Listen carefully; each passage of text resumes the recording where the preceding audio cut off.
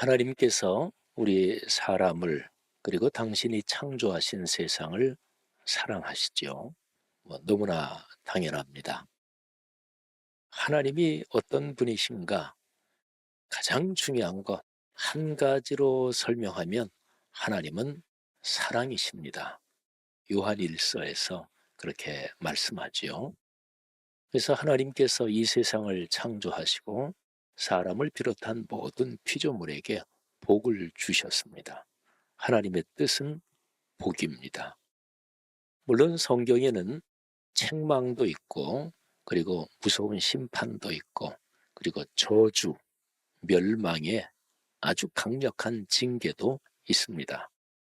그런데 성경에 나오는 그런 말하자면 부정적인 그 상황에 대한 이야기들은 너희 그렇게 가라. 그게 아닙니다. 당연하지요. 그쪽으로 가지 말고 복을 받고 축복의 삶의 여정을 걸어라. 이것 때문에 기록이 된 거지요. 그러니까 하나님의 뜻은 근본적으로 또 중심축이 축복입니다. 사랑하는 여러분, 여러분과 저는 하나님의 자녀잖아요. 그러니까 하나님의 자녀에게는 더 말할 것도 없습니다. 하나님께서 이 세상을 향해서 가지고 계신 그 축복의 뜻, 무엇보다 먼저 여러분에게 넉넉하게 삶에서 응답되고 또 누리고 경험하기를 주의 이름으로 축원합니다. 여러분, 하나님의 뜻이 축복이다. 그러니까 거기에서 이런 얘기가 나오는 거예요. 교회와 그리스도인이 복의 통로입니다. 어떤 사람은 안 좋은 역할을 하는 사람이 있어요. 음, 다른 사람에게 해를 끼치고 부담을 주고 그런 인생이 좋을 리 없잖아요. 그런데 어떤 사람 때문에 주변 사람들이 복을 받는다. 그것처럼 아름다운 인생이 어디 있겠어요? 교회와 그리스도인은 하나님이 세상에 복을 주시는데 그 복을 나누어주는 복의 통로입니다. 여러분의 가정 가문이 복의 통로로 살기를 축복합니다. 또 교회 공동체가 그렇게 살기를 주의 이름으로 축원합니다. 그런데 그 복, 그거는 구체적으로 뭔가 하나님께서 당신의 뜻을 사람들에게 세상에 알려주시죠. 당신의 뜻 정도가 아니라 당신 자신을 보여주십니다. 그게 바로 예수 그리스도시죠. 그리고 예수 그리스도에 대해서 기록된 그 이제 책이 66권 성경이죠. 그러니까 하나님이 세상에 복을 주신다 할 때 하나님이 당신을 보여주시는 66권 성경 말씀을 통해서 복을 주시는 거예요. 하나님이 자신을 보여주시는 것을 계시라고 합니다. 계시. 그러니까 계시의 근본적인 뜻은 축복인 거죠. 하나님께서 66권 성경 말씀, 이 계시를 통해서 세상에 복을 주시고 그리고 특별히 이 계시의 말씀을 교회 공동체 하나님의 자녀인 그리스도인에게 먼저 특별하게 이 계시의 말씀으로 복을 주시는 거예요. 그래서 우리가 복의 통로가 되는 거죠. 근데 이 계시라는 게 엄중합니다. 계시라는 거는 절대로 가벼운 게 아니에요. 엄중합니다. 여러분, 전능하신 하나님 그리고 세상을 창조하시고 모든 것을 주권적으로 끌어가시는 그 하나님이 우리에게 말씀을 주시는 거예요. 그게 66권 성경 말씀 하나님의 계시입니다. 그러니까 이 말씀 앞에서는 두 가지밖에 없습니다. 엄밀하게 말하면 중도적인 입장, 유보적인 입장은 그거는 거절하고 사실은 같은 거죠. 그러니까 하나님 말씀 앞에서 예, 이렇게 응답하고 살아가는 그 사람에게 하나님의 축복이 임하는 거죠.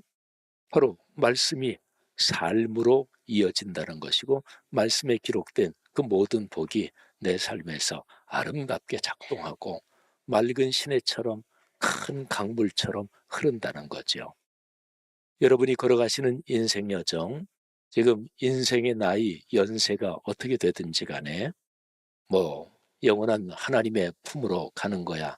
하나님이 부르시면 가는 것이고 그런데 인생 여정 끝까지 다 걸을 동안 이런 하나님의 계시의 말씀, 이 축복이 아름답게 여러분의 삶에 더 풍요롭기를 주의 이름으로 축복합니다. 그리고 여러분의 아들, 딸, 손녀, 손자, 가문에 넉넉하기를 바랍니다. 그런데 하나님의 계시에는 두 가지가 있습니다. 첫 번째가 특별 계시, 그리고 두 번째가 일반 계시입니다. 특별 계시는 그리스도인들이 아는 거예요. 예수 그리스도의 십자가 사건에서 명확하게, 특별하게, 각별하게 나타난 하나님의 계시죠. 그 표현이 아주 좋아요. 특별하고 각별한 거니까. 예수 그리스도의 십자가 사건에서 구원이 명확하게 인류에게 열렸으니까 이게 이제 특별 계시입니다.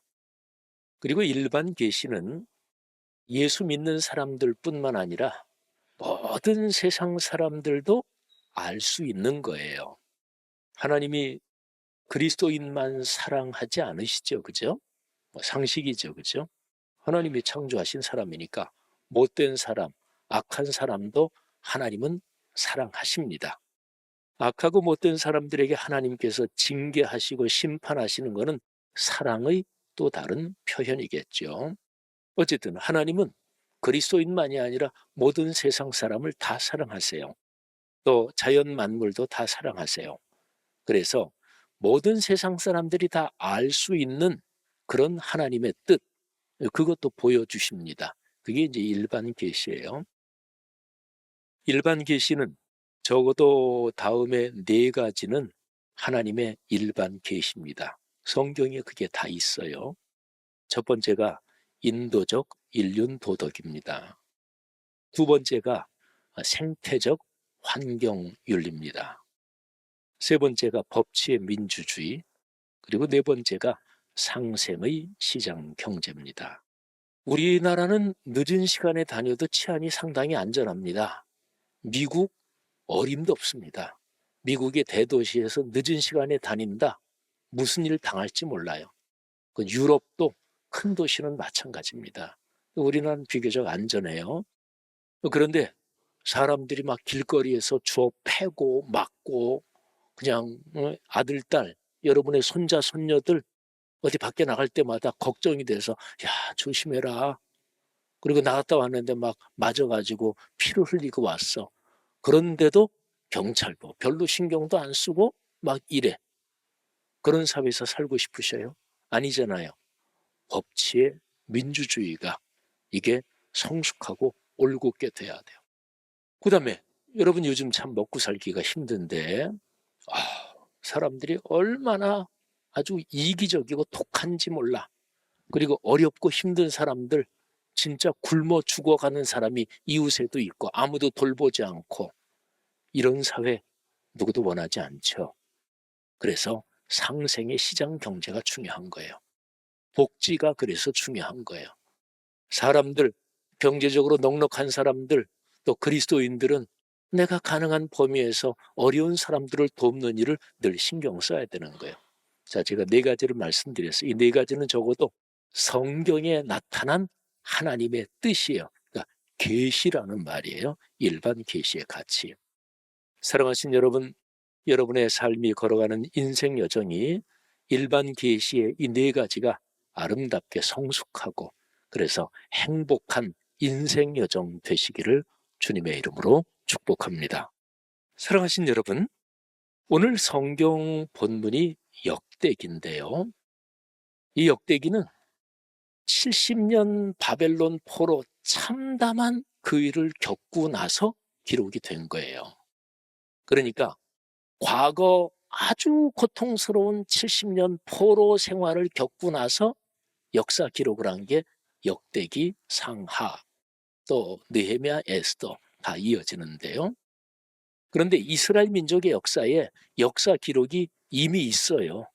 열왕기 상하, 열왕기서. 이게 첫 번째 역사 기록. 이거는 바벨론 포로기 이전에 기록된 거 이미 있어요. 근데 왜 역사 기록을 또 했지? 근데 바벨론 포로 그 끔찍한 거를 70년 겪고 나서 우리 왜 그렇게 망했지? 우리 어떻게 살아야지? 어떻게 하면 다시 망하지 않고 우리 민족 잘 살 수 있지? 이런 생각을 하면서 한 과거 지나온 역사를 한번 돌이켜보는 거예요. 우리 민족이 왜 망했어? 그래서 이미 역사 기록 열왕기서가 있는데 다시 한번 그것도 찬찬히 읽어보면서 아하, 우리 민족이 이래서 망했구나. 우리 민족이 이래서 이게 처참해졌구나. 바벨론 포로기를 겪었구나. 그러면서 우리가 이렇게 살면 안 되겠다. 그래서 두 번째로 기록된 게 역대기서 역사예요. 역대기를 묵상할 때는 늘 먼저 포로기 이전에 역사가 있었다. 열왕기. 근데 포로기 이후에 그 끔찍한 거를 겪고서 다시 한번 역사를 돌아본 거다. 이거를 늘 생각해야 됩니다. 그래서 열왕기에 없는 얘기가 역대기에 있어요. 그리고 열왕기에 어떤 거는 짤막하게 기록됐는데 역대기에는 그게 아주 상세해요. 왜냐하면 나중에 보니까 그때 그게 굉장히 중요한 일이었어. 그러면서 상세하게 기록도 하는 거예요. 여러분, 역대기의 1장부터 9장까지 장장 9개 장에 걸쳐서 계속해서 족보가 나옵니다. 이 족보는 역사의 중심이 족보, 계보예요. 이게 이유가 이제 그런 거예요. 그 족보가 심지어는 역대상 1장 1절 보면 아담부터 나와요. 하나님이 천지를 창조할 때 제일 처음 창조하신 인간 아담, 그 아담부터 쭉 나와서 아브라함으로 이어지고 그리고 다윗으로 이어지는 이 족보가 장장 9개 장에 걸쳐서 나와요. 그러니까 얼마나 처절하게 우리가 다시 한번 망하면 안 된다. 더군다나 그때 사람들도 아들, 딸, 손녀, 손자 다 있었을 거 아니겠어요? 내 아들, 딸, 내 손녀, 손자가 비참하게 고통을 겪으면서 노예 생활을 하고 죽어가고 그러면 안 되잖아요. 그러니까 무섭고 아주 심각한 그런 상황을 겪고 나서 진짜로 철저하게 역사를 다시 돌아보는 거예요. 1장부터 9장까지. 자, 여러분, 그런데 첫 번째 역사, 열왕기에 아주 명백하게 이미 기록이 돼 있어요. 왜 망했나? 열왕기하 17장 6절부터 20절을 보면 북왕국이 먼저 망해요. 6절에 호세아 제9년에 아수르 왕이 사마리아를 점령하고 북왕국의 수도가 사마리아예요. 초토화됩니다. 그리고 모든 지도급 인사는 몽땅 싹 끌어가고 사방 천지 다른 나라로 다 흩어나 버렸어요. 근데 왜 그랬을까? 이게 하나님이 보시는 입장에서 이유가 바로 7절에 명백하게 나와요. 이 일은 그렇게 북왕국이 처참하게 멸망한 이유는 이스라엘 자손이 자기를 애굽 땅에서 인도하여 내사 애굽의 왕 바로의 손에서 벗어나게 하신 그 하나님 여호와께 죄를 범하고, 그러니까 왜 망했나? 하나님께 죄를 범한 거예요. 조금 더 내려오면 여호와 하나님을 배역했다, 배반했다. 그리고 12절에 보면 그래서 우상을 섬겼다. 그렇구나. 우상 숭배. 하나님이 절대로 넘어가지 않는 문제가 있습니다. 그게 우상 숭배입니다. 그런데 하나님을 배반했다, 하나님께 죄를 지었다, 가장 결정적인 게 우상 숭배인데 그거를 구체적으로 얘기하면 뭐죠? 자, 조금 더 내려가면 13절에 이렇게 기록이 되어 있습니다. 여호와께서 각 선지자, 각 선견자를 통하여 이스라엘과 유다에게 지정하여 이르시기를, 이스라엘은 북왕국을 말하고 유다는 남왕국을 말해요. 아예 딱 집어서 구체적으로 지정해서 말씀하셨다는 거예요. 어떤 내용이에요? 너희는 돌이켜 너희 약한 길에서 떠나 나의 명령과 율례를 지켜라. 명령과 율례, 말씀이잖아요. 말씀 지켜라. 말씀이 삶이 되게 해라. 그렇게 명령하고 율법대로 행하라, 말씀을 살아라 했는데도 그들이 안 들었다는 거. 14절에 그들이 듣지 아니하고 15절에 말씀을 버리고. 이제 명백하죠. 하나님께 죄를 지었다, 좀 구체적으로 얘기해야 그런 실수를 다시 안 범할 거 아니겠어요? 그러면 전해져 내려온 기록된 말씀 그거 읽어야 된다, 묵상해야 된다. 그래야 그 길로 다시 안 빠진다. 아주 구체적이지요. 그래서 쭉 더 내려오면은 18절에 하나님이 이스라엘 북왕국을 말해요. 그들을 하나님 앞에서 제거하시니, 그러니까 쓸어버리신 거야. 아수르 손을 통해서. 그리고 거기에 이어지는 말씀이 오직 유다 지파 외에는 남은 자가 없다. 유다 지파, 남왕국을 말해요. 북왕국 하나님이 제거하고 남왕국만 남았다. 그런데 바로 이어지는 19절에 이렇게 기록되어 있습니다. 유다도 그들의 하나님 여호와의 명령을 지키지 아니하고, 그러니까 말씀 안 지켰다. 말씀을 삶으로 순종하지 않았다. 그래서 하나님께서 이스라엘의 온 족속, 이렇게 표현할 때는 북왕국 이스라엘, 남왕국 유다를 같이 말하는 거예요.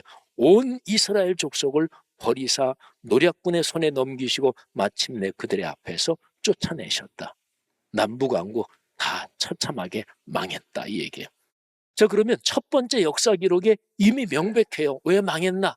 열왕기서에 이미 명백하게 기록하고 있어요. 자, 그러면 두 번째 역사 기록, 역대기, 어떻게 역사를 보고 어떤 교훈을 받는 것일까요? 아까 말씀드렸죠. 1장부터 9장 길고 긴 족보 얘기. 이게 끝나고 나서 10장의 사울, 11장부터 다윗 얘기가 나와요. 이제 그 다음부터 역사 이야기가 나오죠. 그런데 10장 사울 얘기는 사울이 망한 것 때문에, 사울이 망했고 그래서 하나님이 다윗에게 하나님이 은혜를 넘겨주셨다. 요것 때문에 사울이 등장해요. 10장에. 자, 10장 13절 14절 잘 들어보세요. 사울이 죽은 것은, 자기 세 아들하고 전쟁터에서 한날에 다 죽어요. 사울이 죽은 것은 여호와께 범죄하였기 때문이라. 자, 그러면 범죄, 구체적으로 어떤 범죄죠? 계속 이어져요. 그가 여호와의 말씀을 지키지 아니하고. 말씀이 삶이더라 그랬는데 지키지 않았다. 또 신접한 자에게 가르치기를 청하고 여호와께 묻지 아니하였으므로 여호와께서 그를 죽이시고. 강력한 표현이죠. 사울은 전쟁터에서 죽어요. 전사인데 사실은 자기 칼에 자기가 엎드려서 자결을 하는데, 그런데 여기에 역대기에 기록하기를 하나님이 사울을 죽이셨다. 그리고 그 나라를 이새의 아들 다윗에게 넘기셨더라. 여러분, 두 번째 역사 기록 역대기에 아주 명백하지요. 역대기는 1장부터 9장까지 족보, 그리고 사울 딱 중간 10장에 기록하고 바로 다윗으로 넘어가는데 사울 말씀 지키지 않았다. 그래서 하나님이 죽여버리셨다. 그리고 다윗에게 하나님이 법통을 넘기셨다. 사랑하신 여러분, 이런 역대기 기록에서 6장 31절이 아주 주목할 만하게 중요합니다. 들어보세요. 언약궤가 평안을 얻었을 때에 다윗이 여호와의 성전에서 찬송하는 직분을 맡긴 자들은 아래와 같았더라. 자, 여기 주목하세요. 언약궤가 평안을 얻었을 때, 언제를 말하나요? 무슨 사건을 말하나요? 이게 역대기상 15장 16장에 보면 자세하게 나와요.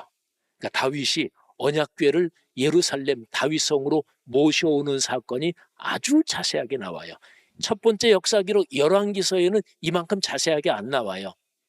그러니까 포로기 이후에 돌아와서 역사를 쭉 보면서 언약궤 모셔온 게 무지무지하게 중요한 사건이었지. 그래서 첫 번째 역사 기록보다 더 상세하게 기록한 거예요. 언약궤를 모셔와서 그 다윗성 예루살렘에 이렇게 모셨을 때, 그런 얘기입니다. 여러분, 언약궤 그 궤장만 모셔오면 그냥 마술적으로 문제가 다 해결되나요? 천만에요. 다윗, 사무엘 그 이전에 엘리 선지자가 있었잖아요. 엘리에게는 홈리, 비느하스 두 아들이 있었죠. 전쟁터에 나가서 패배하니까 언약궤 갖고 나가면 이길 거야. 그래서 언약궤를 갖고 나갔어요. 근데 언약궤는 블레셋한테 뺏기고 홈리, 비느하스 그날에 다 전사하고, 그 패전 소식을 듣고 엘리 의자에 앉아 있다가 뒤로 자빠져가지고 목이 부러져서 죽었어요. 그 언약궤는 마술 상자가 아닙니다. 그 언약궤, 하나님의 말씀을 상징하는데 그 말씀대로 내가 인격적으로 말씀을 읽고 묵상해서 내가 살아야 되는 거예요. 말씀이 삶이 된다. 이게 중요한 거예요. 다윗이 그런 사람이었습니다. 다윗은 언약궤를 예루살렘으로 모셔오고 나서, 그리고서 지극정성을 다해서 모셔왔고, 모셔올 때도 그리고 하나님께 참으로 감사하면서 예배드리고 하나님을 찬양합니다. 그때 다윗이 찬양하는 사람들한테 너희 이렇게 찬양해라. 그래서 얘기해 준 내용이 바로 오늘 설교 본문이에요. 자, 오늘 설교 본문에서 이 다윗 왕이 과거를 먼저 회고합니다. 자, 15절 말씀에 너희는 그의 언약, 곧 천대 명령하신 말씀을 영원히 기억할지어다. 그러니까 언약궤 모셔놓고 말씀 기억해라. 이거 잊어버리면 죽는다. 그렇게 얘기한 거죠. 그런데 이어지는 16절, 17절 들어보세요. 아브라함에게 하신 언약이다. 이삭에게 하신 맹세다. 야곱에게 세우신 율례다. 아브라함, 이삭, 야곱에게 하나님이 주신 말씀의 약속 종합하면 이스라엘 전체에게 하신 영원한 언약이다. 그러면 그 영원한 언약에서 더욱 구체적인 내용이 뭐예요? 그게 18절에 나와요. 이르시기를 내가 가나안 땅을 네게 주어 너희 기업의 지경이 되게 한다. 가나안 땅 준다는 거예요. 그런데 말씀을 안 지켰잖아요. 그래서 북왕국, 남왕국 다 그냥 하나님이 쓸어버리시고 가나안 땅에서 쫓아내버리신 거예요. 사랑하신 여러분, 이렇게 과거를 회고하면서 다윗이 계속해서 이제 찬양하는 사람들한테 이렇게 찬양하고 이렇게 기도하는 그 내용이 19절에 나와요. 그때의 너희가, 그러니까 그때 우리 민족이 어떠했는가. 근데 그때는 뭘 말하냐면 아브라함, 이삭, 야곱 때를 말해요. 이스라엘 민족의 시조죠. 그때 우리 민족의 제일 처음 그 상황이 어땠냐? 보잘것없었다. 수가 적어서. 이게 첫 번째. 두 번째, 이 민족, 저 민족 어떤 왕한테 치이고 협박당하고 그래서 여기저기 떠돌아다녔다. 맞잖아요. 아브라함이 뭐 그랄로 내려가고 또 애굽으로도 내려가고 아주 창피하고 비참한 상황을 당하고 어디로 도망가고 우리 민족의 시조가 처음 부분이 처음 역사가 그랬다. 우리는 보잘것없었다. 그런데 하나님께서 지키신 거예요. 오늘 21절에 보니까 하나님께서 내가 선택한 내 사람들 손대지 마라. 내가 기름 부은 사람들이다. 너희 손대지 마라. 그리고 내 선지자다. 아브라함은 내가 만든 선지자다. 아브라함 손대거나 해하지 말아라. 하나님께서 왕들을 꾸짖으시고 민족들을 꾸짖으셨다는 거예요.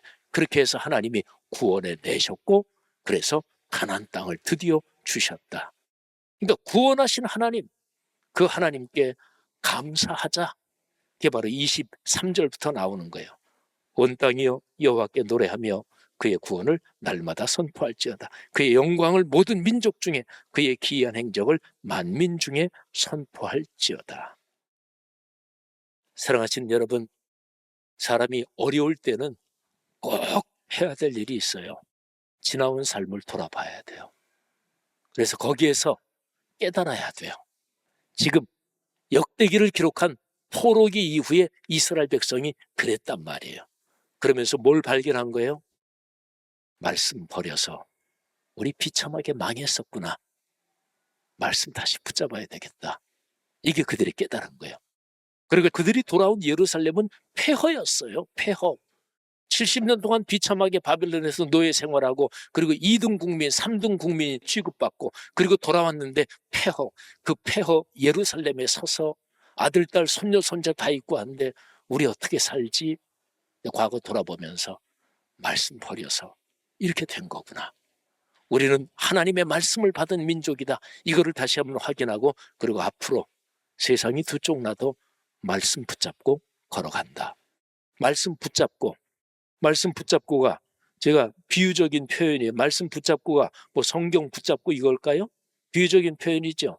말씀 붙잡고라는 비유적인 표현을 직접적으로 얘기하면 뭐가 될까요?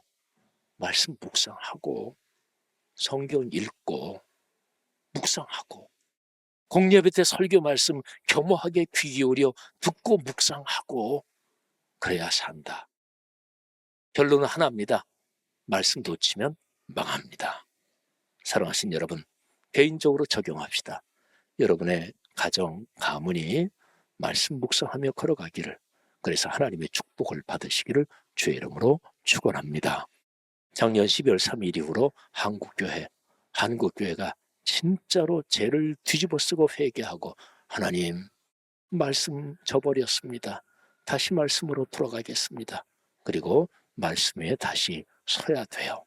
한국 교회가 그렇게 하고 그리스도인과 교회가 그래서 일반 계시의 가치, 그것도 성경에서 가르치는 거니까 그거를 다시 아름답게 세우면 우리 사회도 아름다워지죠.